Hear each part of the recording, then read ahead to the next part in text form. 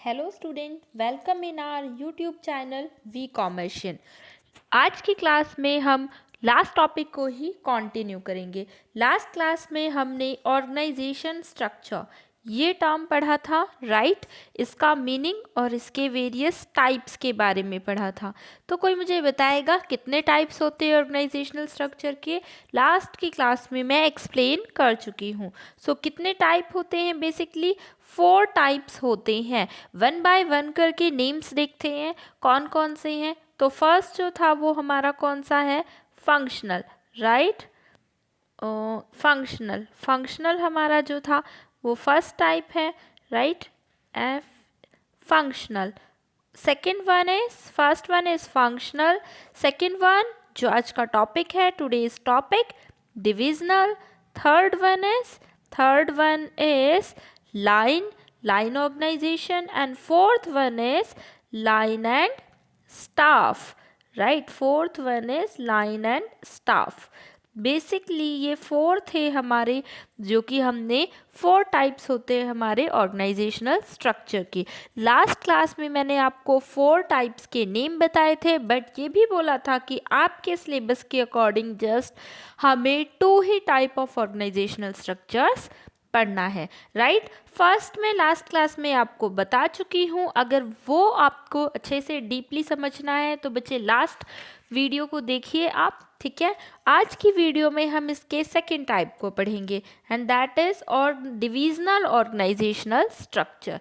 इसके अंदर क्या होता है, इसका मीनिंग समझते हैं। देखिए, अगर हम बात करें फंक्शनल ऑर्गेनाइजेशनल स्ट्रक्चर की, तो उसमें हम बेसिकली नेम से शो होता है फंक्शनल ऑर्गेनाइजेशन स्ट्रक्चर। तो वहाँ हम डिवीजन करते थे on the basis of function it means activity, right. हमें लर्न कुछ नहीं करना होता, नेम सब कुछ शो करता है।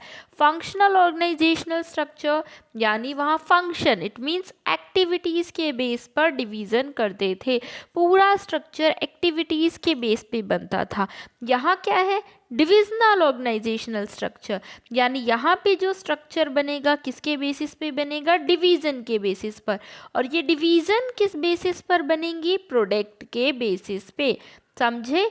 यानी कि ऑर्गेनाइजेशनल स्ट्रक्चर किस बेसिस पे बनेगा? Divisional organizational structure means division of whole enterprise, यानी पूरे एंटरप्राइज का डिवीजन कर देना, बट किस द बेसिस पर? On the basis of major product, right. जो मेजर प्रोडक्ट कंपनी प्रोड्यूस करेगी उसके बेसिस पर। जैसे कि लास्ट क्लास में एक एग्जांपल मैंने लिया था कि मेरा 2 बिजनेस हैं, एक मोबाइल मैन्युफैक्चरिंग का, मोबाइल फ़ोन का है, और सेकंड मेरा टेक्सटाइल का है। तो यहाँ पर क्या करूँगी? एक डिवीज़न मेरी प्रॉपरली बनेगी मोबाइल फ़ोन के लिए एंड सेकंड डिवीज़न जो मेरी है वो बनेगी किसके लिए? टेक्सटाइल के बिजनेस के लिए। यानी मैंने अपना बिजनेस प्रोडक्ट के बेसिस पर अपने 2 डिविजन्स बना ली। अच्छा, डिविजनल में एक बार इसके मीनिंग को समझते हैं, उसके बाद थोड़ा अच्छे से और बताती हूँ, ठीक है। आप देखिए, it refers to division of whole enterprise. पूरी की पूरी एंटरप्राइज का डिवीजन करना किस बेसिस पर? On the basis of different products, geographical area, customer group etcetera. It means कि हमें डिविजनल ऑर्गेनाइजेशनल स्ट्रक्चर में हमें डिवीजन जस्ट किस बेसिस पर नहीं करना है, सिर्फ प्रोडक्ट के बेसिस पर ही नहीं होगा, हम एरिया के बेसिस पर भी डिवीजन कर सकते हैं। जैसे कि हमारा बिजनेस पूरे इंडिया में स्प्रेड है, लार्ज स्केल बिजनेस है, तो मेरे अलग अलग रीजन में अलग अलग ब्रांच होंगी। सो मुंबई की डिवीजन मेरी अलग होगी, राइट। मुंबई की डिवीजन मेरी अलग होगी। 1 सेकेंड। सो फर्स्ट तो है हमारा प्रोडक्ट बेसिस पर, और सेकंड है हमारा, फर्स्ट है हमारा प्रोडक्ट बेसिस पर, और सेकंड है हमारा किस बेसिस पर? एरिया बेसिस पर।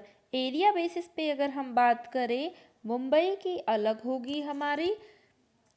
दिल्ली अगर हम रीजन ले रहे हैं तो दिल्ली के लिए एक डिवीज़न बना देंगे हम। चेन्नई के लिए एक डिवीज़न बना देंगे हम।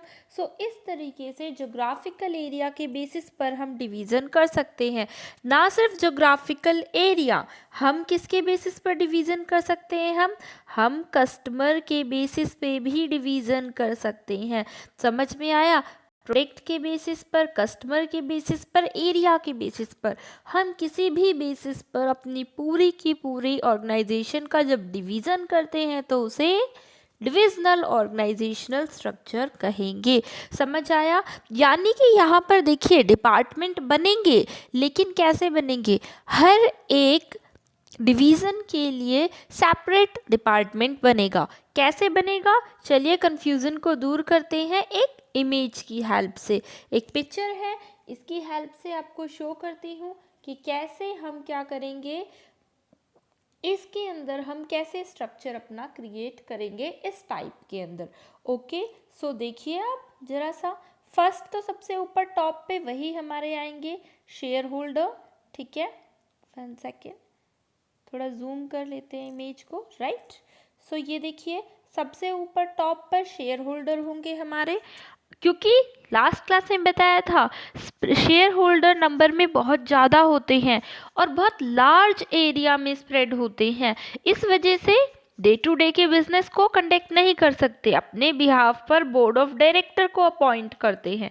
सो बोर्ड ऑफ डायरेक्टर आ गए, बोर्ड ऑफ डायरेक्टर ने क्या किया? जनरल मैनेजर को अपॉइंट किया, और जनरल मैनेजर इसके सबऑर्डिनेट कौन होंगे? अलग अलग डिवीज़न के जो भी आपके मैनेजर होंगे। जैसे अगर हम इस इमेज में देखें तो आप देखिए इस इमेज में बेसिकली हमारे पास 2 प्रोडक्ट है, मेटल प्रोडक्ट और प्लास्टिक प्रोडक्ट, राइट। सो 2 डिविजन्स मैंने क्रिएट किए हैं, एक मेटल प्रोडक्ट डिवीज़न के लिए, एक प्लास्टिक प्रोडक्ट डिवीज़न के लिए। अब देखिए जब मेटल प्रोडक्ट हम प्रोड्यूस करेंगे, हमें वहाँ रॉ मटेरियल चाहिए, तो हम एक परचेज डिपार्टमेंट बना सकते हैं। यहाँ हमने नहीं बनाया, we can, right, we can make purchase department. यहाँ हम एक परचेज डिपार्टमेंट बना सकते हैं। प्रोडक्शन करेंगे तो प्रोडक्शन डिपार्टमेंट होगा, मार्केटिंग डिपार्टमेंट होगा, फिनेंस डिपार्टमेंट, पर्सनल। अब मार्केटिंग का फर्दर सब डिवीज़न भी यहाँ कर सकते हैं हम, तो वो सब डिवीज़न क्या होगा हमारा? तो वो सब डिवीज़न हमारा होगा सेल कर देंगे हम, राइट। एडवर्टाइजमेंट का अलग से हम डिवीज़न कर देंगे। सो ये हम मार्केटिंग के अंदर अलग से सब डिवीज़न, सब डिपार्टमेंटलाइजेशन कर सकते हैं। तो यानी कि वही वाला मेथड है, लेकिन ये उसका थोड़ा सा एक्सटेंडेड फॉर्म है। वहाँ एक सिंगल प्रोडक्ट होता था, जब सिंगल प्रोडक्ट होता है तो एक्टिविटी के बेसिस पर डिवीज़न होगा, राइट। जब हम इस इमेज को थोड़ा सा पुश, एक मिनट, देखिए जब हमारा एक्टिविटी के बेस पर डिवीज़न हो रहा है वो कब होगा? जब एक सिंगल प्रोडक्ट होगा। सिंगल प्रोडक्ट होगा तो उस केस में क्या होगा बच्चे? एक ही बार तो एक एक्टिविटी की जाएगी, परचेज, प्रोडक्शन, सेल्स एक्सेट्रा। लेकिन अगर यही हमारे 2 प्रोडक्ट है तो हम क्या करेंगे? दोनों प्रोडक्ट के लिए, यानी अगर हम 2 प्रोडक्ट प्रोड्यूस कर रहे हैं तो उनके लिए हमारे पास 2 परचेज डिपार्टमेंट होंगे ना, राइट। क्योंकि एक प्रोडक्ट जो ए प्रोडक्ट है सपोज और बी प्रोडक्ट है, ए प्रोडक्ट के लिए अलग रॉ मटेरियल परचेज किया जाएगा तो अलग परचेज डिपार्टमेंट होगा, बी के लिए अलग रॉ मटेरियल परचेज किया जाएगा तो डिफरेंट परचेज डिपार्टमेंट होगा। सिमिलरली दोनों के अपने अपने production department, sales department, finance department होंगे। इट मीन्स फर्स्ट वाले को हम क्या कर रहे हैं? यहाँ यूज़ कर रहे हैं, लेकिन हर एक डिवीज़न के लिए अलग अलग यूज़ कर रहे हैं, यानी डिपार्टमेंटलाइजेशन हो रहा है एक्टिविटी के बेसिस पर। लेकिन कब?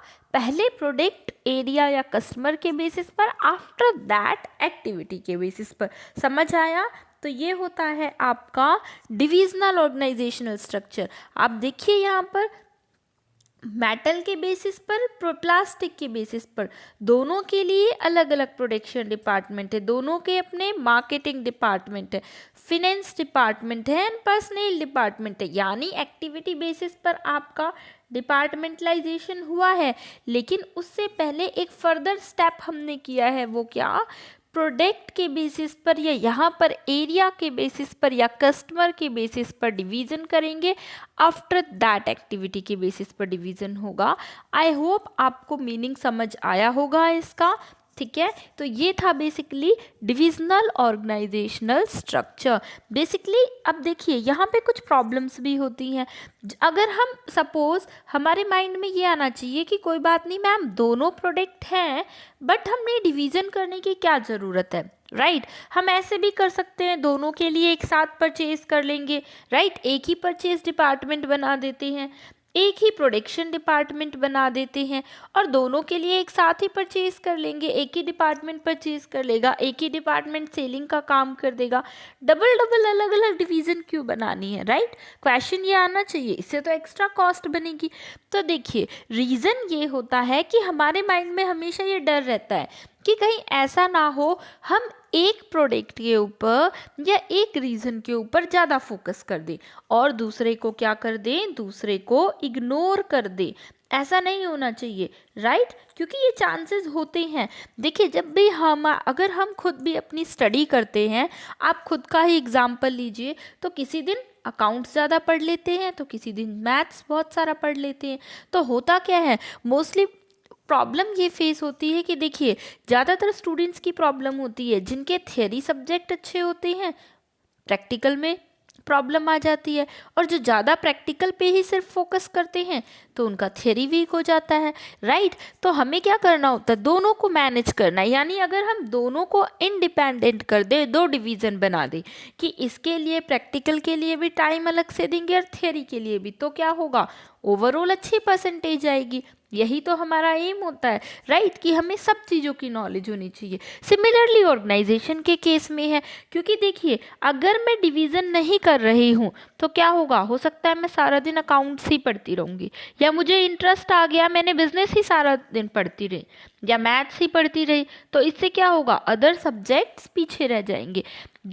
तरीका ये है, स्कूल क्या करता है कि कोई भी सब्जेक्ट पीछे नहीं रहे, किसी भी सब्जेक्ट का इग्नोरेंस नहीं हो, इसके लिए सभी के लिए पीरियड अलॉट कर दिए जाते हैं ताकि सभी सब्जेक्ट को इक्वल इम्पॉर्टेंस दी जा सके। बिल्कुल वैसे ही यहाँ पे किया है कि अगर हम ऐसा नहीं करेंगे तो क्या होगा, किसी एक प्रोडक्ट पर तो ज़्यादा फोकस करेंगे, दूसरे पे नहीं करेंगे। इससे उस प्रोडक्ट की सेल तो इंक्रीज हो जाएगी, ठीक है, लेकिन दूसरा क्या हो जाएगा, दूसरे की सेल घट जाएगी। तो इसीलिए अगर हमें दोनों को इक्वल इम्पॉर्टेंस देनी है तो हम इस कंफ्यूजन, इस सिचुएशन से बचने के लिए ये करते हैं कि दोनों प्रोडक्ट के लिए अलग अलग डिपार्टमेंट, अलग अलग डिवीज़न क्रिएट कर देते हैं। आई होप आपको ये समझ आया होगा। बेसिकली ये था डिविजनल ऑर्गेनाइजेशनल स्ट्रक्चर का मीनिंग, काफ़ी डीप में मैंने आपको बताया है। चलिए अब देखते हैं कि आखिर हम इसका यूज़ कर रहे हैं तो इसके क्या एडवांटेजेस होंगे और क्या डिसएडवांटेजेस होंगी। ये चीज़ें जाननी तो बहुत ही ज़रूरी है। सो एडवांटेजेस, मेरिट, सिग्निफिकेंस, कुछ भी कह लीजिए, इंटरचेंजेबली सारे वर्ड्स यूज़ होते हैं कि आखिर हम इस डिविजनल ऑर्गेनाइजेशन का यूज़ कर रहे हैं तो इससे बेनिफिट क्या होगा हमें, राइट, ऑर्गेनाइजेशन को क्या फ़ायदा होगा। सो देखिए फर्स्ट पॉइंट देखते हैं हम, ठीक है। फर्स्ट पॉइंट है development of divisional heads.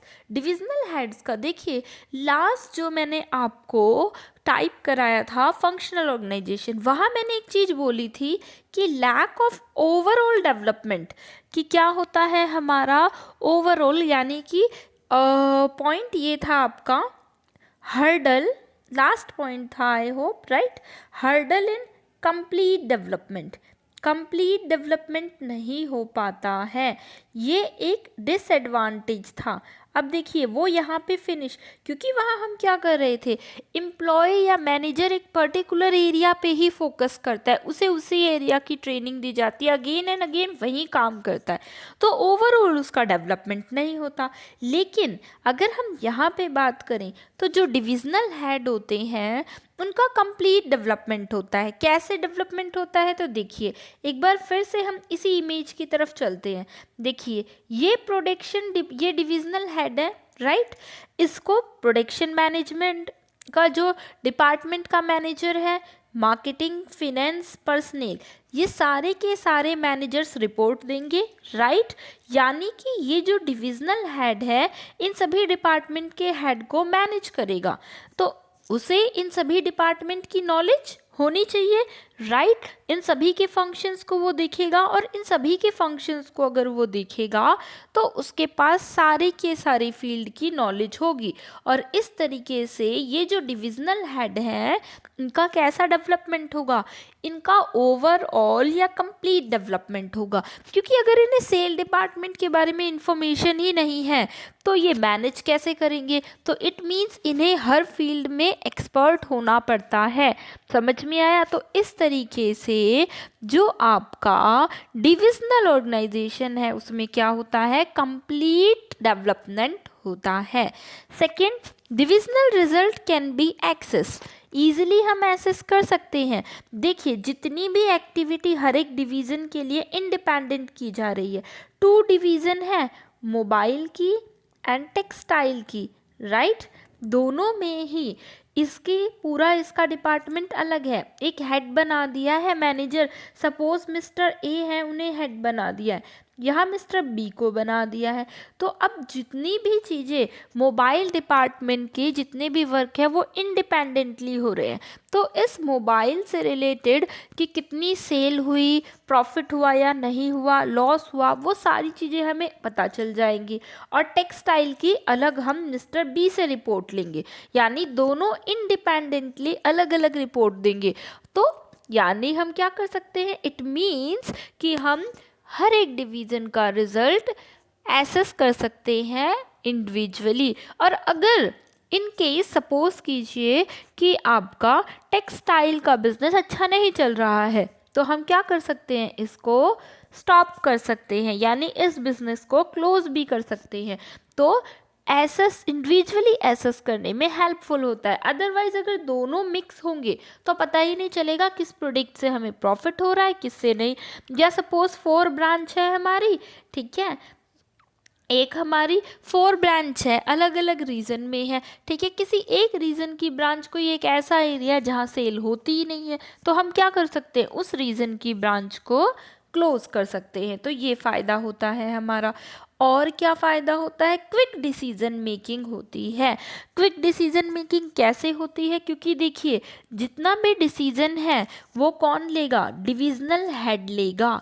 Divisional, हमने एक डिवीज़न के लिए अलग से डिविजनल हेड बना दिया है, राइट। सो सारे डिसीजन ये डिविजनल हेड लेगा। तो जब डिविजनल हेड लेगा खुद से ही सारे डिसीजन इंडिपेंडेंटली बिना किसी और से कंसल्ट किए, तो डिसीजन कैसे लेगा, क्विक और इफ़ेक्टिव लेगा। अब सपोज अगर दोनों मिक्स है एक साथ ही है तो जनरल मैनेजर के पास बात जाएगी, फिर वो डिसीजन लेंगे तो थोड़ा टाइम लगेगा। लेकिन यहाँ अलग डिवीज़न का हेड बना दिया है, वो डिसीजन लेंगे तो फास्ट डिसीजन लेंगे। तो ये फ़ायदा होता है।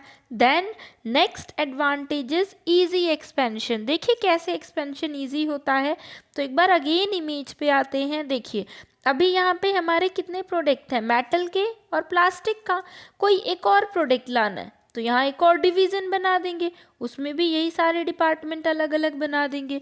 और ग्रोथ कर गया, फिर एक और डिवीज़न बना दी, उसके भी वेरियस डिपार्टमेंट बना दिए। इट मीन्स एक्सपेंशन करना बहुत इजी होता है कि अगर हमें कोई नया प्रोडक्ट लॉन्च करना है तो उसके लिए सेपरेट डिवीज़न ओपन करेंगे, हम सेपरेट डिवीज़न इंट्रोड्यूस करेंगे। एग्जिस्टिंग डिवीज़न पे कोई भी इफेक्ट नहीं पड़ेगा। आप देखिए नई डिवीज़न बनी ना, मेटल प्रोडक्ट और प्लास्टिक प्रोडक्ट इन दोनों डिवीज़न पे कोई इफेक्ट नहीं पड़ा, इनमें कोई चेंजेस नहीं आए। अलग डिवीज़न बनाई, उसके अलग न्यू डिपार्टमेंट बनाए और वो अपना वर्क कर रही है, इन दोनों पे कोई इफेक्ट नहीं पड़ा। इट मीन्स एक्सपेंशन करना बहुत इजी होता है, ठीक है। सो ये थे आपके एडवांटेजेस किसके, डिविजनल ऑर्गेनाइजेशन के। अब इसके डिसएडवांटेज देखिए, कोई भी चीज़ अगर उसके मेरिट है तो डिमेरिट होंगे ही होंगे। सो अब हम पढ़ेंगे क्या, लिमिटेशन, और we can say that disadvantages, और हम क्या कह सकते हैं, डिसएडवांटेजेस एंड डिमेरिट। कुछ भी कहिए बात एक ही है, ठीक है। सो ये हम पढ़ेंगे किसके बारे में, डिविजनल ऑर्गेनाइजेशन के बारे में। चलिए पॉइंट्स के थ्रू इन्हें भी क्लियर करते हैं। अच्छा एक चीज़ और, ये पॉइंट्स आपको बिल्कुल क्रैम नहीं करने होते हैं, आप सोचिए खुद, आपके माइंड में क्लिक करेंगे, ठीक है। सो कॉन्फ्लिक्ट बिटवीन डिविजनल हेड्स, यानी डिविजनल हेड्स में कॉन्फ्लिक्ट होता है कैसे। तो देखिए लास्ट टाइम पे भी जब मैंने आपको ऑर्गेनाइजेशनल फंक्शनल ऑर्गेनाइजेशनल स्ट्रक्चर बताया था, वहाँ पर मैंने आपको एक चीज़ बताई थी, वो क्या थी कि डिफ़िकल्टी होती है कोऑर्डिनेशन में। कि कैसे कोऑर्डिनेशन में, इस कोऑर्डिनेशन वर्ड को मैंने एडवांटेज में भी बताया था, डिसएडवांटेजेस में भी। मैंने कहा था with in department, with in department तो कोऑर्डिनेशन बहुत इजी होता है, राइट, इसका हमें फ़ायदा मिलता है फंक्शनल ऑर्गेनाइजेशन में। लेकिन इंटर, अगर हम इंटर डिपार्टमेंट की बात करेंगे, इंटर डिपार्टमेंट की, तो यानी कि 2-3 जितने भी डिपार्टमेंट हैं उनके बीच में कोऑर्डिनेशन में प्रॉब्लम क्रिएट होती है, क्योंकि हर डिपार्टमेंट चाहता है कि मुझे ज़्यादा से ज़्यादा रिसोर्सेज मिले, ठीक है, मैं अपने अकॉर्डिंग काम करूं, और इसी वजह से कोऑर्डिनेशन नहीं, एक दूसरे के सजेशंस को एक्सेप्ट नहीं करते हैं, तो कोऑर्डिनेशन कैसे होगा, ये प्रॉब्लम आती थी। तो देखिए यहाँ भी सेम वही चीज़ है, यहाँ कैसे वही चीज़ है, तो देखिए यहाँ पे भी सेम इसलिए है क्योंकि कॉन्फ्लिक्ट होगा। अब देखिए वहाँ सिर्फ एक ही डिवीज़न थी, राइट, वहाँ एक डिवीज़न थी और उसी डिवीज़न के डिपार्टमेंट्स में प्रॉब्लम थी। अब यहाँ पर तो कई सारे डिवीज़न हैं, तो खुद से सोचिए एक बार, डिपार्टमेंट ये एक डिवीज़न ए है, ये डिवीज़न बी है, इसमें भी हमारे क्या है, बहुत सारे डिपार्टमेंट है। डिवीज़न के डिपार्टमेंटल मैनेजर्स में तो कॉन्फ्लिक्ट होता ही है, एक और डिवीज़न ये है, इसमें भी डिपार्टमेंट है, इनमें तो होगा ही आपका कॉन्फ्लिक्ट। लेकिन अब मेनली कॉन्फ्लिक्ट कहाँ चला जाएगा, इनके बीच भी होगा। ये चाहेगा मेरा प्रोडक्ट ज़्यादा से ज़्यादा रिसोर्सेज को ऑब्टेन करे, ये चाहेगा मेरा प्रोडक्ट ज़्यादा अच्छे से बिके, यानी कि दोनों के बीच में प्रॉब्लम क्रिएट होगी ही होगी। दोनों अपनी सुपरमेसी शो करना चाहेंगे, ये शो करना चाहेंगे कि मेरा प्रोडक्ट जो है ज़्यादा सेल हो रहा है, तो मेरी बातें मानी जानी चाहिए, राइट, अपना मैक्सिमम रिसोर्सेज मुझे मिलने चाहिए। तो ये जो रिसोर्सेज आपको पता है लिमिटेड होते हैं, तो दोनों ही अगर ज़्यादा रिसोर्सेज की डिमांड करेंगे तो ऑर्गेनाइजेशन के लिए प्रॉब्लम आएगी ही आएगी। तो जितनी ज़्यादा डिवीज़न होगी उतने ही ज़्यादा कॉन्फ्लिक्ट के चांसेस भी बढ़ते हैं। जितने ज़्यादा हेड होंगे कॉन्फ्लिक्ट तो क्रिएट होगा ही होगा ना, राइट। तो इसीलिए जितने ज़्यादा बॉसेस होंगे उतने कॉन्फ्लिक्ट होंगे। तो वही चीज़ यहाँ आएगी, अगर 2 डिवीज़न है तो 2 एक्स्ट्रा बॉसेस आ गए, 3 डिवीज़न है तो 3 एक्स्ट्रा हो, और रिसोर्सेज हमारे होते हैं लिमिटेड, सभी चाहेंगे कि मैक्सिमम रिसोर्सेज हमें मिले, और सेकेंडली बिजनेस में हमारी ही सुनी जाए, हमारी सुपरमेसी रहे, तो इस वजह से प्रॉब्लम आती है। Next, duplicity of function. देखिए आप ये इमेज ही अगेन देखिए, देखिए ये इमेज बहुत इंपॉर्टेंट है, ठीक है। अब देखिए इसके अंदर आप यहाँ पर 2 डिवीज़न है, दोनों डिवीज़न के लिए हमें दिख रहा है प्रोडक्ट डिपार्टमेंट अलग अलग प्रोडक्शन डिपार्टमेंट है, मार्केटिंग डिपार्टमेंट भी सेपरेट है, फिनेंस डिपार्टमेंट भी सेपरेट है, एंड पर्सनल डिपार्टमेंट भी। इट मीन्स आपके 2 डिपार्टमेंट है। अगर ये 3 डिवीज़न होते तो क्या होता, 3 प्रोडक्शन मैनेजर होते, राइट। तो डुप्लीकेसिटी हो रही है ना, कि सेम ही वर्क अलग अलग डिवीज़न में करना है, और इसका मतलब हम क्या कर रहे हैं, प्रोडक्ट के ही 2 एक्सपर्ट्स अपॉइंट कर रहे हैं अलग अलग डिवीज़न में, मार्केटिंग के अलग से 2 एक्सपर्ट। तो इससे क्या होगा, आपका कॉस्ट बढ़ेगी आपकी, राइट, इससे आपकी कॉस्ट इंक्रीज होगी, और कॉस्ट भी बढ़ेगी और रिसोर्सेज का मिसयूज़ भी होगा। अब देखिए हो सकता है कि हमने यहाँ भी एक रिसर्च एंड डेवलपमेंट डिपार्टमेंट बनाया, इसे पहले मैं रब करती हूँ, ओके। अब देखिए सपोज़ मैंने यहाँ पर भी एक रिसर्च एंड डेवलपमेंट का डिपार्टमेंट बना दिया है, और प्लास्टिक वाले में भी बना दिया है। अब रिसर्च एंड डेवलपमेंट के लिए क्योंकि मनी लिमिटेड है, इतना ज़्यादा काम नहीं होता है, ठीक है, तो उस केस में देखिए वैसे बहुत काम होता है, लेकिन मैं इस ऑर्गेनाइजेशन की बात कर रही हूँ कि सपोज इस ऑर्गेनाइजेशन में इतना काम नहीं होता है, तो क्या कर सकते थे हम, इन दोनों ही डिवीज़न के लिए एक R&D डिपार्टमेंट ओपन कर सकते थे, लेकिन वो हमने यहाँ पे नहीं किया। तो इससे क्या होता है, डुप्लीकेसिटी होगी ही होगी, यानी कि इससे हमारा क्या होगा, इफर्ट्स बार बार एक ही काम है उसे 2 लोग कर रहे हैं, 3 लोग कर रहे हैं, वो प्रॉब्लम क्रिएट होगी। तो वैसे देखिए ये चीज़ हमारा डिसएडवांटेज में तो जाता है, लेकिन एडवांटेज में भी अगर एक ही पर्सन करेगा तो हो सकता है एक ही डिपार्टमेंट पर, एक ही डिवीज़न पे फोकस करे, दूसरे पे नहीं करे। तो डुप्लीसिटी भी है, लेकिन ये एडवांटेज भी है, डिसएडवांटेज भी है। ठीक है, सेल्फिश एटीट्यूड थर्ड हमारा यही आता है। हर एक डिवीज़न चाहती है अच्छे से परफॉर्म करे, अच्छे से परफॉर्म करे, इसके लिए ये क्या करती है, वो कट थ्रोट कंपटीशन आ जाता है आपका। कैसा आ जाता है, कट थ्रोट कंपटीशन। ठीक है, अब ये वाला जो कंपटीशन है हमेशा नेगेटिव जाता है ये और ऑर्गेनाइजेशन के अंदर नहीं आना चाहिए। कॉम्पिटिटर के साथ भी वैसे तो हेल्दी कंपटीशन होना चाहिए, राइट, कट थ्रोट वाला नहीं।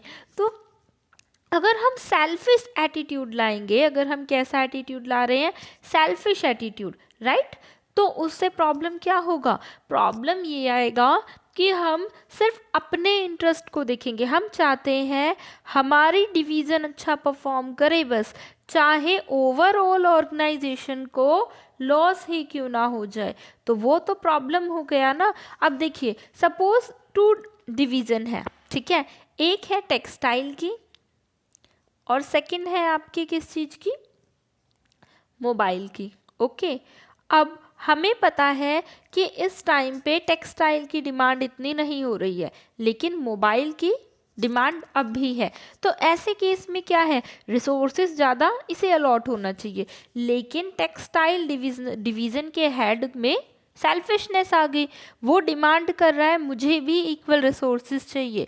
पता है मार्केट में डिमांड कम है, तो अगर थोड़े कम रिसोर्स मिलेंगे तब भी मैनेज हो जाएगा, बट स्टिल वो ज़्यादा डिमांड कर रहा है रिसोर्सेज की। और अगर ऐसा है तो इससे क्या होगा, रिसोर्सेज यहाँ पे बट गए, जो रिसोर्सेज यहाँ लग सकते थे, मोबाइल की डिमांड ज़्यादा थी। ओवरऑल देखिए सिर्फ इस डिवीज़न को ही बेनिफिट नहीं होता, ओवरऑल ऑर्गेनाइजेशन को बेनिफिट होता, लेकिन अपनी सुप्रीमेसी दिखाने के लिए टेक्सटाइल डिवीज़न वाले ने इस रिसोर्सेज का यूज़ किया, और उससे क्या हुआ, इसे तो फ़ायदा हुआ, ठीक है, रिसोर्सेज मिल गए, लेकिन डिमांड इतनी है नहीं, इसका प्रोडक्ट सेल नहीं हो रहा है उतने प्रॉफिट पे जितना मोबाइल का हो रहा था। तो ओवरऑल ऑर्गेनाइजेशन को क्या हो गया, लॉस हो गया। यानी कि कभी कभी हम अपने खुद के फायदे के लिए ऑर्गेनाइजेशन के बेनिफिट को भी इग्नोर कर देते हैं, सेल्फिश एटीट्यूड ले आते हैं। इतना समझ आया आपको। सो ये थे डिसएडवांटेजेस डिविजनल ऑर्गेनाइजेशन के। अब बात आती है कि ये ऑर्गेनाइजेशन कहाँ पे सुटेबल होती है, तो इसके सुटेबिलिटी देख लेते हैं, कहाँ ये एप्लीकेबल होगी, कहाँ पे सुटेबल होगी। ठीक है, सो ये जो सुटेबल है कहाँ पे होती है, जहाँ पर एक से ज़्यादा प्रोडक्ट होते हैं, यानी कि मोर देन वन। ठीक है, मोर देन वन प्रोडक्ट है जहाँ पर, वहाँ पर आपका ये ऑर्गेनाइजेशन सुटेबल होगा। जहाँ पर एक से ज़्यादा प्रोडक्ट है, या जहाँ पर हमारा प्रोडक्शन की, देखिए अब सपोज एक से ज़्यादा प्रोडक्ट है लेकिन दोनों में प्रोडक्शन का मेथड सेम है, या फिर दोनों में सेम रॉ मटेरियल यूज़ होता है, तो वहाँ हम एक ही परचेज डिपार्टमेंट बना सकते थे, अलग डिवीज़न क्रिएट करने की नीड नहीं है। लेकिन जहाँ पर हमारे मेथड अलग होंगे, जहाँ मेथड डिफरेंट होंगे, जहाँ पे मेथड हमारे डिफरेंट होंगे, वहाँ पर हम क्या करेंगे, वहाँ पर अलग डिवीज़न की ज़रूरत होगी। जहाँ टेक्नोलॉजी मार्केटिंग मेथड अलग होंगे, वहाँ पर हमें बनाना होगा। या जहाँ ऑर्गेनाइजेशन का साइज बड़ा होगा, लार्ज स्केल ऑर्गेनाइजेशन होगी, वहाँ भी हमें डिवीज़न की ज़रूरत पड़ेगी। जैसे आपका रिलायंस ले सकते हो, टाटा ग्रुप्स ले सकते हो, बड़ी बड़ी ऑर्गेनाइजेशन है, प्रोडक्ट भी इनके काफ़ी सारे होते हैं, तो क्या करते हो, और काफ़ी लार्ज स्केल पे हैं, तो region wise, customer wise and product wise हर तरीके से ये डिवीज़न करते हैं। सो ये था पूरा का पूरा टॉपिक आपका डिविजनल स्ट्रक्चर का। डिफरेंसेस की बात करें तो देखिए इसके डिफरेंसेस एक बार आप खुद भी पढ़ के देखिए, और सेकेंडली अगर हम डिफरेंस की बात करें तो देखिए फंक्शनल एंड डिविजनल, राइट। सो यहाँ पे डिवीजन कैसे होता है, सबसे पहले आप खुद सोचिए, बेसिस के बेसिस पर देख लेते हैं। यहाँ पे पहला एक्टिविटी के बेसिस पे होता है और यहाँ पर कैसा होता है, प्रोडक्ट के बेसिस पर होता है, राइट। अच्छा, और क्या होता है यहाँ पे, यहाँ हमारा स्पेशलाइजेशन दोनों में ही चाहिए, ठीक है, लेकिन यहाँ स्पेशलाइजेशन कैसी चाहिए, जॉब के रिगार्ड में चाहिए और यहाँ प्रोडक्ट के रिगार्ड में चाहिए। और हमारा क्या होता है, देखिए यहाँ हम रिस्पॉन्सिबिलिटी फिक्स कर सकते हैं क्योंकि दो डिवीज़न है, डिवीज़न का हेड है, रिस्पॉन्सिबिलिटी ईजिली फिक्स होगी। बट फंक्शनल में आपकी रिस्पॉन्सिबिलिटी फिक्स नहीं हो सकती। क्यों नहीं हो सकती है, यहाँ पे जनरल मैनेजर के पास रिस्पॉन्सिबिलिटी जाएगी क्योंकि डिपार्टमेंटल हेड एक दूसरे पर रिस्पॉन्सिबिलिटी डाल सकते हैं कि प्रोडक्ट वाले ने, क्योंकि सभी की एक्टिविटी बच्चे लिंक्ड है, पता है ना, परचेज वाले की लिंक्ड है, प्रोडक्शन वाले की लिंक्ड है परचेज वाले से, और सेल वाले की लिंक है प्रोडक्शन वाले से। सिमिलरली सभी की एक दूसरे से एक्टिविटी लिंक्ड है, अगर लिंक्ड है तो वहाँ पर रिस्पॉन्सिबिलिटी हम फिक्स नहीं कर सकते हैं, राइट। और डिफरेंसेस आपके क्या हो सकते हैं, तो देखिए मैनेजरियल डेवलपमेंट ओवरऑल कहाँ होगा, डिविजनल में होगा ओवरऑल डेवलपमेंट, फंक्शनल में आपका नहीं होगा, सिर्फ आप स्पेशलाइज बनोगे, कंप्लीट डेवलपमेंट नहीं मिलेगा। अच्छा, ये बताइए मुझे कि आपकी कॉस्ट कहाँ पर ज़्यादा आएगी और कहाँ पर कम आएगी।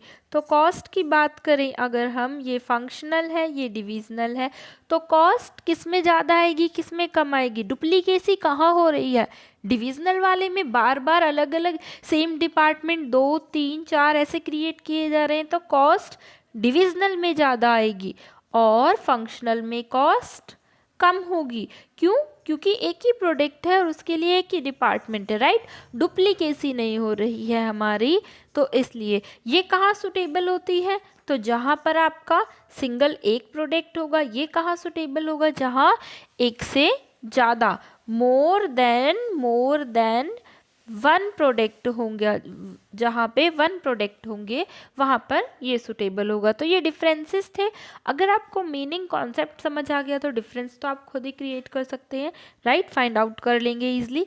सो ये था आज का टॉपिक बेसिकली, और इसके साथ टाइप्स आपके फिनिश हो गए हैं, टाइप्स वाला टॉपिक आपका फिनिश है। नेक्स्ट क्लास में हम ऑर्गेनाइजिंग चैप्टर का ही नेक्स्ट टॉपिक करेंगे, तब तक के लिए अच्छे से पढ़ते रहिए।